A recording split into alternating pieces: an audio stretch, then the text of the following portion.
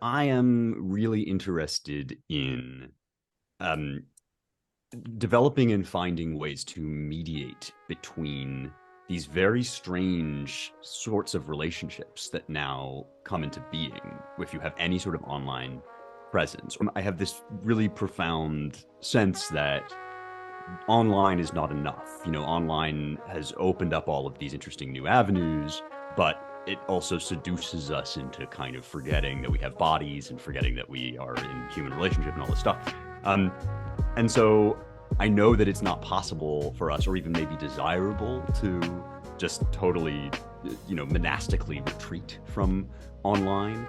But yeah, I will end, I guess, by quoting my little nephew that I visited when he was really starting to talk. He said, "Oh, you've come out of the computer, like you entered into real life." And then when I left, we were joking, like, "Okay, I'm going back into the computer now." And I'm interested in like how you sort of step through the screen and out into real life. And I think I'm hoping we'll kind of be practicing that even as we also talk about it. So there's a lot, and I'm just excited to meet all you guys in person. First, you can't see this. Maybe yes, you can. Oh There's yeah, Spencer there we are at dinner. that We went great to a restaurant. Russian restaurant. Oh, that was so good, that food. That Yeah. was so good. I mean, as much as I appreciate the opportunity, like right now, we're having this conversation, which I do appreciate, right? But it's a different experience to be with someone. In a way, it mirrors the idea of church. And because it's how it is, it just feels different when you're with people, and we live in a world that has less and less of those experiences. Our experiences are mediated through technology, and I would like to, like to fight the technocracy, right? Come in. And because Christianity is, right, incarnational, it is our task as Christians to, well, create and to make more vivid the incarnational truth that Christianity has. So getting together and holding events. The real, what is real, is such a palpable thing for each of us and so obviously desirable. I mean, for me at least, the idea of the real is urgently important and also resists the kind of neat philosophical definition that people like me are typically quite comfortable with. And anything that you come up with to nail it down into a sort of Platonic or Aristotelian syllogism always fails to fully capture quite the qualitative aspects of what you're looking for. That maybe the best way to make a distinction between real and unreal, or more real and less real, is to do what you were describing, this sort of phenomenological approach, that listen to this live music. And we all know that somehow, on one level, of course, everything that we're doing right now is real. It is really the case that I am sitting here in front of my phone talking to you guys. And I believe that you are real on the other end of the line and all of those things. And yet there is some sort of fissure or intervention that's going on between us that we don't get in person. One way of talking about the real is to say it's the thing that you can't wish away, right? It's that it has some aspect to it that is not responsive to the mere will. It is possible to will and then execute changes in the real world, but it's not possible simply by wishing it to restructure reality. And one thing that online seems to me to do is tempt us with the illusion that we can actually change sort of the way that our universe, at least, is structured with increasingly small gestures of the will, with the press of a button, right? And I think, for instance, about how much more charming and self-assured I am over text message than I am in person. I've noticed recently that I'll get in these like text message exchanges with people and think, oh yeah, we have this really great connection. And then you meet them in person, you suddenly realize that I've been flattering myself somehow with this confected version of myself that is purely textual and also purely digital. So coming up against the hard boundaries of a reality that can't actually be wished away or fabricated away, has struck me again and again as it's a kind of path to God, to be as blunt about it as possible. God is not an amorphous jelly disseminated through space or a power field that we can access, but the individual on the other end of this cosmic line. And I think other people embody that, incarnate that for us. And the sort of real inescapable fact of them, of others, is what Iris Murdoch arrives at when she says that, love and so art and morals all consist in the extremely difficult realization that something other than oneself is real. And that being forced to confront that reality again and again, it's the inescapable reality of other people that seems like most needful to recover or remind ourselves of in this hyper digital environment. May I? So here's the thing, and this has been my anxiety about the internet for the longest time, because the internet or social media wants to turn you into an avatar of yourself, right? And that's the temptation to be. We have the temptation to behave as the avatar of ourselves, just like a card. Like those avatars that Facebook's always trying to get you to use. I don't want to be a cartoon, right? But that's the tendency. I don't know what that is, but there's a tendency to turn oneself into an avatar and to interpret other people as avatars as well, right? If you're talking about the real, this is the medium is the message, right? So this medium tends to do that to people. It's reductive in that way, right? And this is Marshall McLuhan knew this long ago, right? So the medium is the message, right? This is the containing box in the virtual reality. This is the step towards virtual reality, and this meeting we're going to have in DC, and anytime we get together in the real world, that's the kind of the antidote to that. Because and it's interesting because everybody here I met online except for Spencer. In fact I didn't know about Spencer's work until I met Spencer, and then I checked him out. So it's a very different experience when you meet somebody in the real world. And I think it's impossible to not project an aspect of our personalities, especially in the kind of informal ways of whether it's a Twitter post or a Facebook post. That's only a little sliver. It's not the being, right? And if we have the experience of the being, and this is the thing. I think what we're all stumbling toward is trying to describe a sacramental reality. This is what makes life worth living, right? It certainly is, right?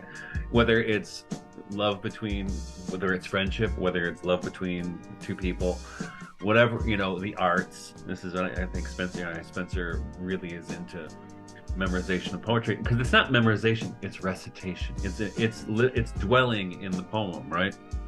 When you do that, you take on a different relationship to the language and to the person who wrote it, right? You dwell in it in a Heideggerian sense. You live in it, right? And going forward as humanity, that's one of the things that's going to be the challenge, is how do we keep that alive? How do we keep that in especially, I think this was accelerated, as we all know, during COVID, when everybody was sent home to work online. As a professor, that was hell. Then going back to school and teaching in masks was also hell, because it's a mask, right? It's something in between the being and the world, right? It's a persona, it's projection. And what we're interested here is parousia, presence, right?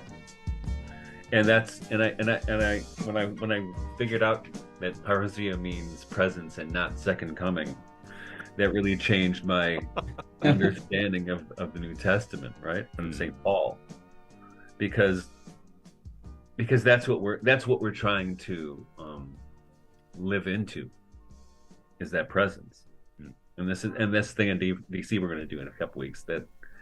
That's how I kind of envision that participation, right? Hans Georg Mueller teaches philosophy in, I think, Macau.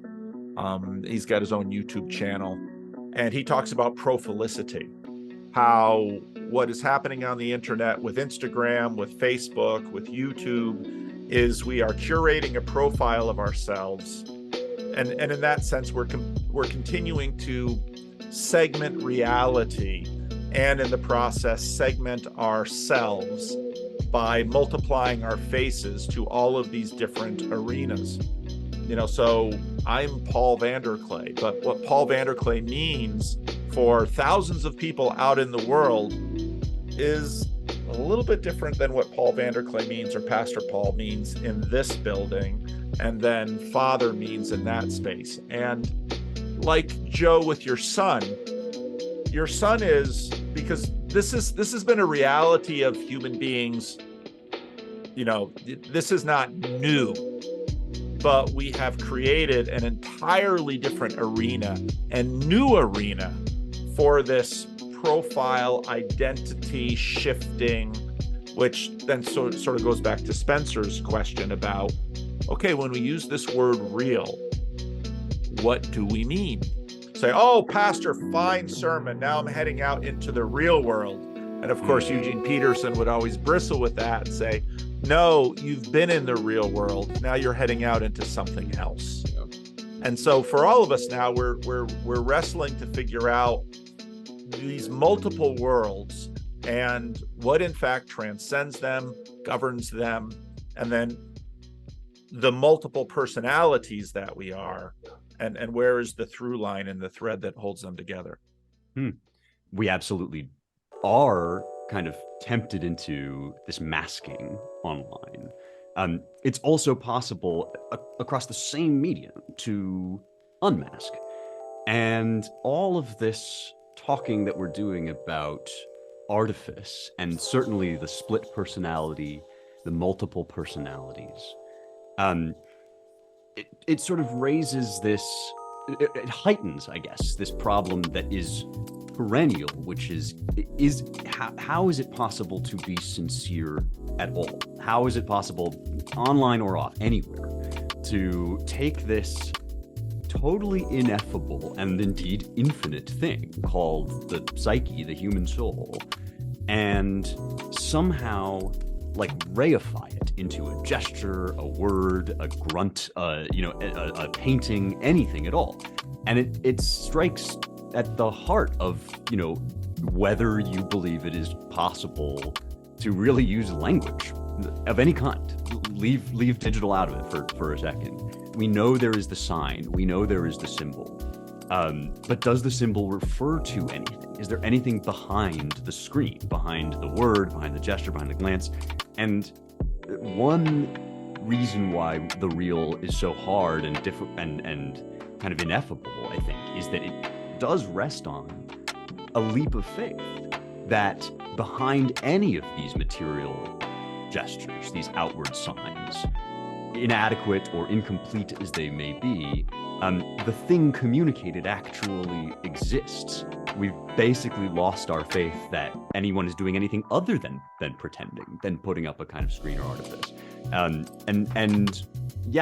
guess I feel a sense of urgency about this precisely because if there is a leap of faith that people are having trouble taking, it's that there's something on the other end of the line, something behind the symbol and the signified. One reason why the pastor who says, no, this is the real world, or the Jonathan Peugeot who says, no, the symbol actually gets at something realer than the physical, the material of the symbol, which is basically Freud in inverse. Like it's again, flipping Freud and Turing on their heads and saying, actually, underneath the symbol is something that only the symbol can get you into, which is reality, full stop. And you have to kind of assert that in order to stay human at all, I guess.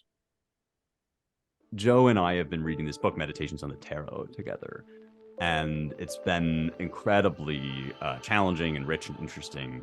And one of the things that we last night when we were talking about it started to realize or arrive at is that this book has a whole kind of attitude about prayer that amounts essentially to stilling the monkey mind. It has a real resemblance to Buddhist or Zen meditation, and it often will freely make reference to yogic practices and all of these things that Christians are typically somewhat allergic to or suspicious of. And one thing I was saying is, you know, the fundamental difference here between this and anything I've ever done as a mode of, you know, yoga, meditation, or Zen practice, is that the point of emptying yourself out in this kind of Christian prayer is for somebody else to come in. That your personhood is not designed to be dissolved around the edges, but is designed to be filled up, fleshed out, and made complete in relationship with other minds. And so it's actually in relationship with one another, which is mediated through the body, which can't happen except by so if you have limits and I have limits and there's a space therefore between us, it's in that interchange that we become most fully ourselves. We don't even, you know, have a fully formed personality, I don't think, until we form these relationships where we're able to manifest the kind of ineffable, inchoate selfhood that is so famously within us. Going into medieval English mysticism was really important, and in particular, the importance of the cloud of unknowing, which is very Buddhist-like in its way, in the way the prayer recommended there is not like we would think of prayer. It's a kind of deactivation of the intellect, right? So it's a prayer method that is almost like what do they call it? Practicing the presence of God, right? It's that kind of being present, which is, for me, that has been probably the richest prayer experience of my life, is entering into that. And it's very simple, and because it's very simple, it's very difficult. But it also disables the intellect, right? Just like in phenomenology, the idea is to disable or to bracket our assumptions about whatever the thing is we're presented with, and to learn how to be present to the phenomena itself. We were talking last night. Exactly. Yeah. We both found very striking in the first chapter of Meditation on the Tarot, the passage in which Saint Dionysius is beheaded and walks with his head in his hands to his burial place of choice. And this is kind of an image of the sort of prayer, but also just engagement with the world that the author is advocating. And that, like, not that you're headless altogether, but that your head's not the one doing the leading. It's very interesting.